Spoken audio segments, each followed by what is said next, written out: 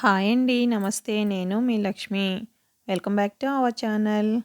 Friends, ఈరోజు మన వీడియోలో పూల్ మక్ని మసాలా కర్రీ ఎలా తయారు చేసుకోవాలో చేసి చూపిస్తున్నాను.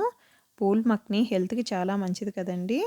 మీరు కూడా ట్రై చేసి ఎలా కుదిరిందో నాకు కామెంట్ చేయండి.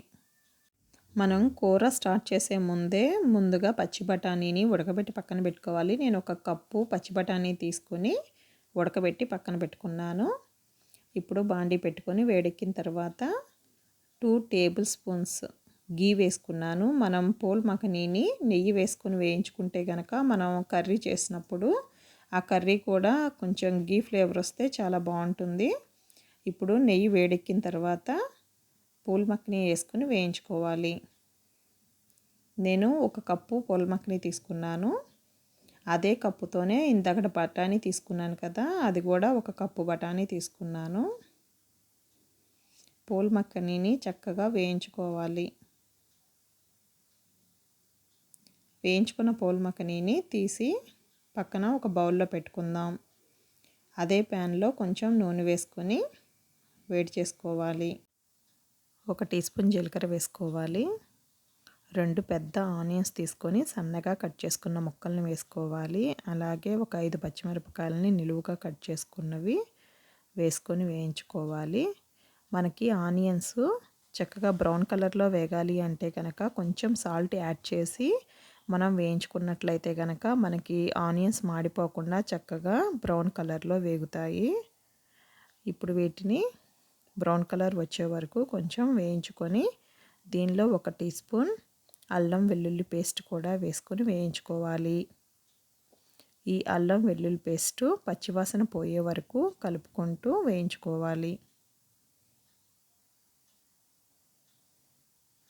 అల్లం వెల్లుల్లి పేస్ట్ వేగిపోయింది కదా, నేను ఒక 6 పెద్ద టమాటాలు తీసుకొని ప్యూరీలా చేసుకున్నాను.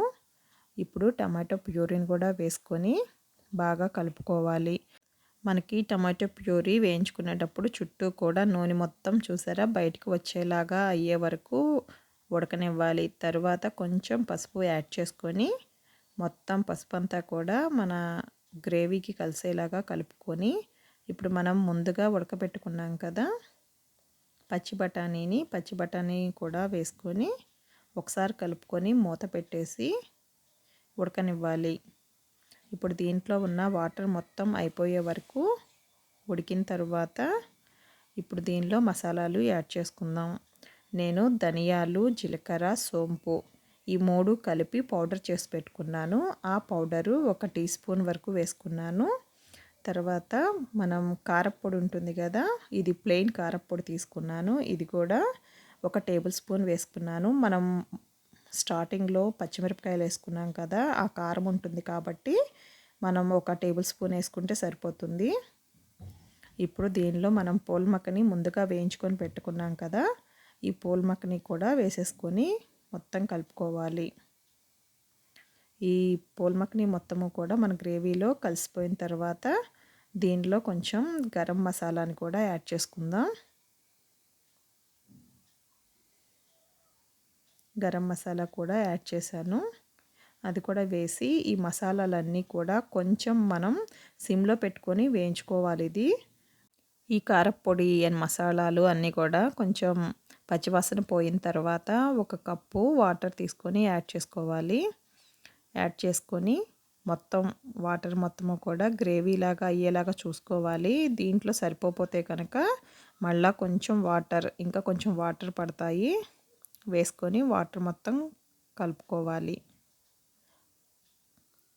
ఇలా మొత్తం కలుపుకున్న తర్వాత మూత పెట్టేసి కొంచెం సేపు ఉడకనివ్వాలి. మరి వాటరు ఇది పూల్ మఖనీ మనం ఆల్రెడీ వేయించుకున్నాం కాబట్టి అది ఉడకవలసిన అవసరం లేదు. కొంచెం ఒక 5 మినిట్స్ 10 మినిట్స్ ఉంటే సరిపోతుంది. చూసారు కదా, మొత్తం దగ్గరకు వచ్చేసేసింది. పూల్ మఖనీ మసాలా కర్రీ రెడీ అయిపోయినట్టేనండి. ఈ కర్రీ మనకి పూరి, చపాతీ, రోటీ, రైస్లోకి దేంతో తీసుకున్నా కూడా చాలా టేస్టీగా ఉంటుంది. ఇప్పుడు లాస్ట్లో కొంచెం కొత్తిమీర వేసుకొని చక్కగా మొత్తం మనకు ఆయిల్ పైకి తేలినట్టు కనిపిస్తుంది కదా, ఈ టైంలో కొంచెం సన్నగా కొత్తిమీర కట్ చేసుకొని వేసుకుంటే కనుక మన కర్రీ రెడీ అయిపోయినట్లే. ఫ్రెండ్స్ చూసారు కదా, పూల్ మఖనీ మసాలా కర్రీ చాలా ఈజీగా చేసేసుకోవచ్చు. హెల్త్‌కి కూడా చాలా మంచిది. పూల్ మఖనీ హెల్త్ బెనిఫిట్స్ నేను ఒక వీడియో చేశానండి. ఆ వీడియో లింక్ కూడా నేను డిస్క్రిప్షన్‌లో ఇస్తాను. కావాలంటే ఒకసారి వెళ్ళి చెక్ చేయండి.